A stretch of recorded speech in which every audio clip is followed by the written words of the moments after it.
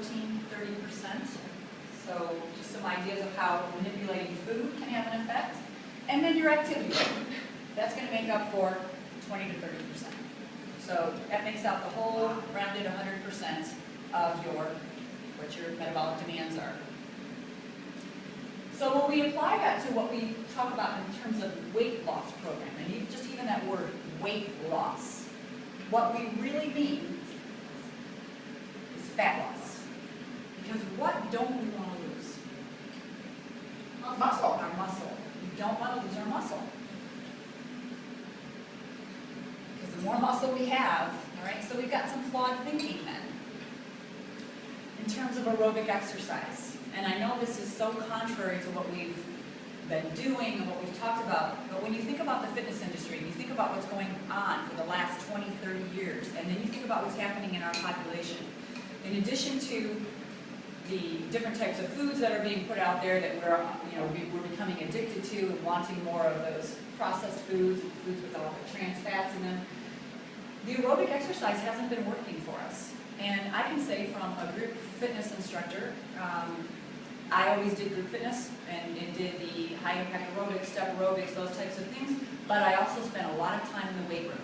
And I've always read different studies and magazine articles about where are your leanest people. They're not in the group fitness room, they're in your weight room.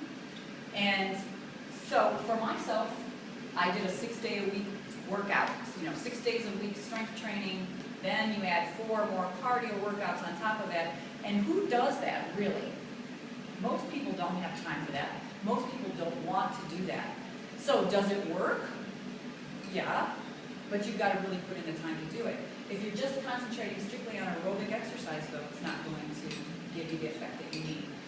Part of that is we as human beings are designed to store fat. That is how we were built. Because if you think back to ancient times, when there was not a lot of extra calories around, there was a very high demand for moving around, right? You had to chase your food, you had to plant your food, you had to do all those things. And to get food, food was not abundant. Now look at our culture today. It's completely switched around.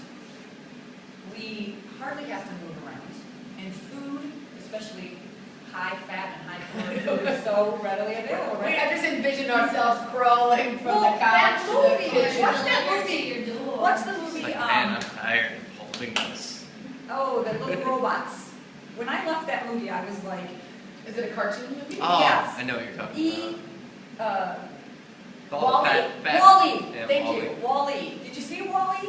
There were two things that struck me about Wall-E. One of them was the fact that we are going to pollute ourselves right off the planet. That was the message. The other one was that all those people that went up to the space station, they floated around. They were all very, very overweight, and they floated around as little mats. And then when they actually had to get up and do something, they couldn't because their body didn't support them. I thought, oh boy, this is a message here. The kids think this is a great movie, but that is so true. What's going on?